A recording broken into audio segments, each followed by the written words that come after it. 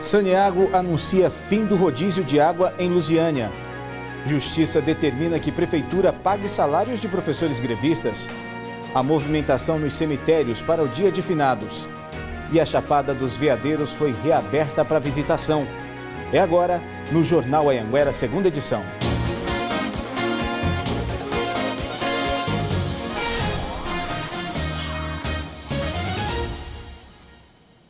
Olá, boa noite. A Justiça determinou que a Prefeitura de Lusiânia pague o salário dos professores que tiveram o ponto cortado. A greve já dura 42 dias. O mandado de segurança contra a secretária de Educação de Lusiânia, Indiana Carneiro Machado, foi protocolado na Justiça pelo Sindicato dos Professores. Na decisão, o juiz Henrique Santos Neubaer determinou o pagamento dos salários dos servidores que aderiram à greve. O prazo é de 5 dias, contados a partir da notificação. O descumprimento prevê multa pessoal para a secretária. Essa é uma decisão liminar que ainda cabe recurso. O ponto dos professores foi cortado na semana passada. A medida da Prefeitura descumpre uma decisão judicial. No dia 9 de outubro, a juíza Soraya Baguri Brito determinou que a Prefeitura pagasse o salário integral de todos os servidores, inclusive os que estão em greve. Na época, a secretária de Educação se justificou, dizendo que até o fechamento da folha não tinha sido notificada pela Justiça. O contra-cheque de uma professora que aderiu à greve há cerca de 15 dias mostra o corte de R$ 745,34. No dia 24, a secretaria pagou os servidores com o corte de ponto, infringindo a liminar. Nós pedimos uma reconsideração para majorar a multa, nesse caso, e o juiz da segunda vara civil determinou que a secretária tivesse mais uma oportunidade para pagar os servidores no prazo de 5 dias. A greve dos servidores da educação já dura 42 dias. Entre as reivindicações está o pagamento da database, que segundo eles não é pago há 3 anos. A única proposta da Prefeitura até agora foi rejeitado pela categoria. Para o sindicato, 18 mil alunos estão prejudicados. A Secretaria de Educação fala em 8 mil. No mês passado, o MP pediu agilidade da secretária de Educação para repor as aulas, principalmente dos alunos do 5º ano, que a partir de 2018 passam para a rede estadual. Segundo a secretaria, para atender esses estudantes, professores temporários que estavam de licença devem retornar para as escolas. As aulas devem começar na sexta-feira. Nós não conseguimos contato com a secretária de Educação, Indiana Machado. Já a assessoria de imprensa da Prefeitura de Lusiânia informou que ainda não foi notificada da decisão. A polícia fez uma perícia na agência bancária do Jardim Ingá, onde caixas eletrônicos foram explodidos durante a madrugada. A polícia já está com imagens da câmera de segurança de comércios que ficam próximos ao banco. Nas imagens dá para ver o momento em que um dos bandidos entra na agência e sai. Minutos depois acontece a explosão. A suspeita é que 2 homens tenham praticado o crime que ocorreu nessa madrugada. Pela manhã deu para ter noção do estrago. A frente do banco ficou destruída, mas a empresa não divulgou qual foi o prejuízo. Essa é a segunda vez que o mesmo local é alvo deste tipo de ação. A outra foi há 1 ano e meio. A polícia registrou esse caso como tentativa de roubo, já que nada foi levado do banco. Hoje, a agência não funcionou. O Bradesco não divulgou quando retomará o atendimento na agência. Intervalo comercial e veja a seguir, o Ministério do Trabalho manda recolher mais de 2.000 pistolas da PM em Goiás.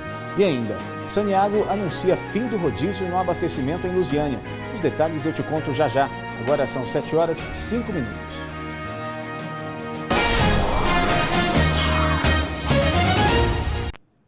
As últimas chuvas melhoraram o nível do rio Palmital. Com isso, a Saneago voltou a captar água do manancial e anunciou o fim do rodízio no abastecimento de água em Lusiânia. O rodízio foi anunciado no dia 26 de outubro. Essa era a imagem do rio Palmital, responsável pelo abastecimento de 50% da cidade. Ele estava seco. 12 bairros tiveram o fornecimento de água interrompido em dias alternados, das 5 da tarde até as 8 da manhã do dia seguinte. Mas no fim de semana, a chuva, que estava afastada há vários meses, reapareceu. E essa é a atual imagem do rio.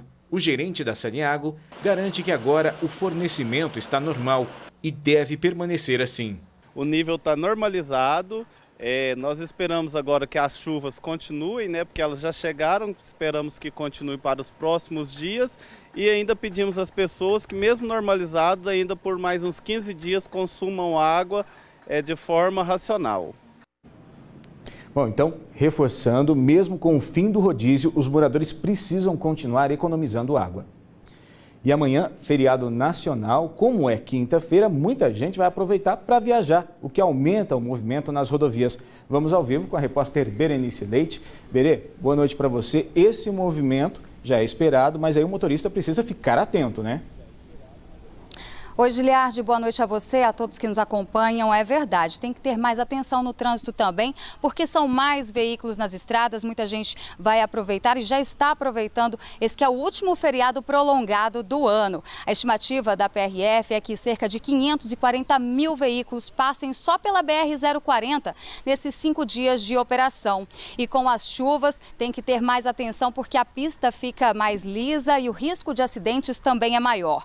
Então, de hoje até domingo, a fiscalização vai ser reforçada também nas BR-020 e 070. Serão mais de 2.000 viaturas, além de cerca de 200 radares móveis espalhados e 700 motocicletas. Tudo isso para garantir a segurança de quem está na rodovia. Giliardi. Tá certo, Berê. Obrigado. Boa noite para você. A gente mostrou ontem aqui no Jornal Anhanguera que o Ministério do Trabalho mandou a Polícia Militar de Goiás recolher mais de 2.000 pistolas usadas pela PM. As armas disparavam sozinhas e já deixaram policiais feridos. Você vai ver na reportagem de Honora Jacometo que testes feitos por PMs comprovam falhas no equipamento.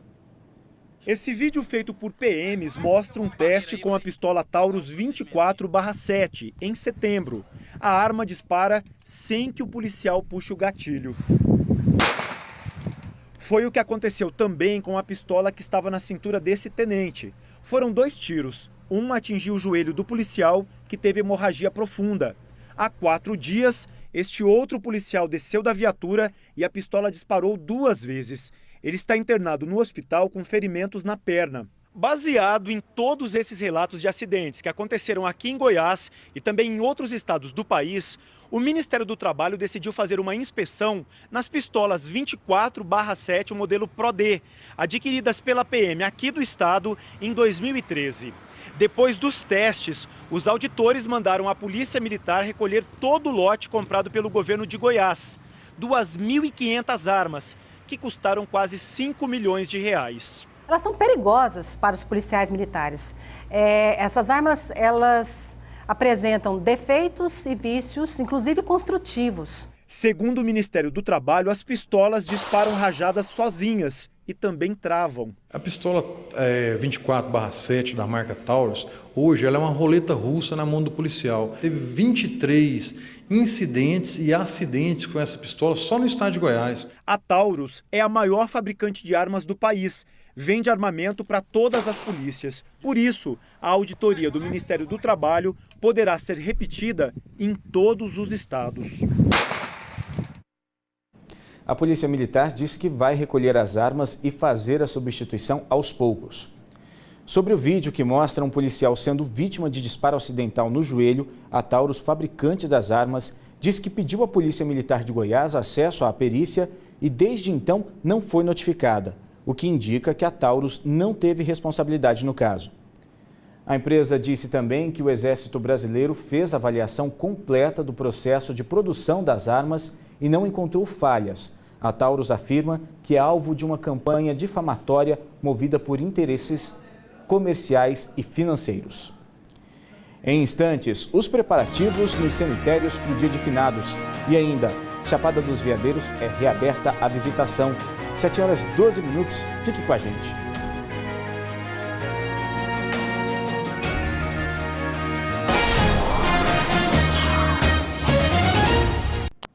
Hoje, véspera de feriado, e os cemitérios de Lusiânia ficaram movimentados.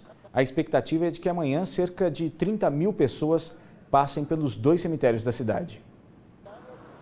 Nos estacionamentos, os vendedores já se anteciparam e desde domingo estão faturando. As vendas hoje está meio fraca. O certo mesmo assim, bom de vender é amanhã. O Cirlan não quis deixar para a última hora. Escolheu flores naturais para colocar no túmulo dos 2 irmãos falecidos. O dia tá logo, daqui amanhã é cheio, né?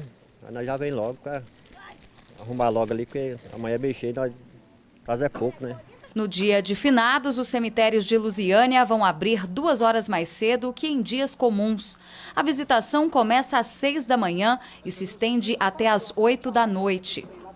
Nós pedimos à população que venha visitar seus entes queridos, que não traga recipientes que guardem água, né? que acumulem água devido ao combate ao mosquito da dengue. E por falar em chuva, ela fez falta nos últimos dias e não favoreceu os produtores de flores na região. Numa das épocas mais promissoras do ano, essa floricultura teve que trazer 80% do material usado de outros estados.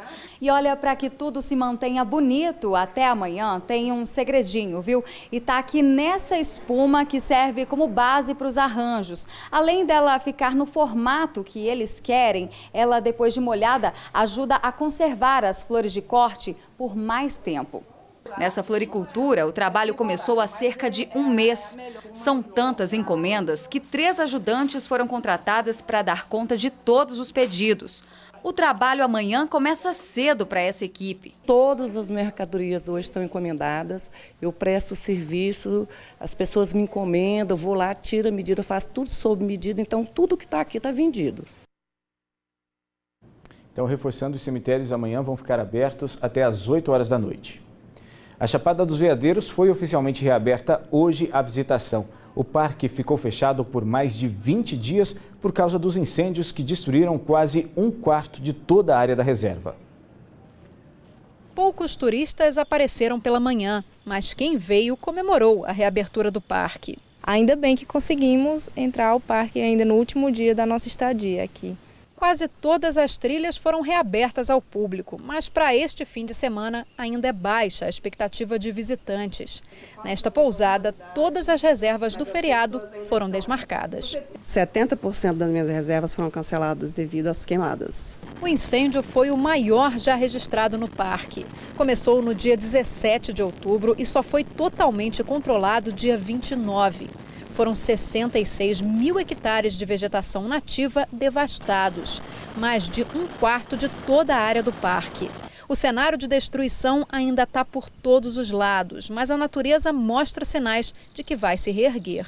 As vegetações mais abertas, como os campos, tendem a se regenerar numa velocidade maior, enquanto vegetações mais sensíveis, como veredas e matas, se regeneram numa velocidade mais reduzida. Durante o incêndio, muitos animais morreram ou ficaram feridos, mas a maioria conseguiu fugir.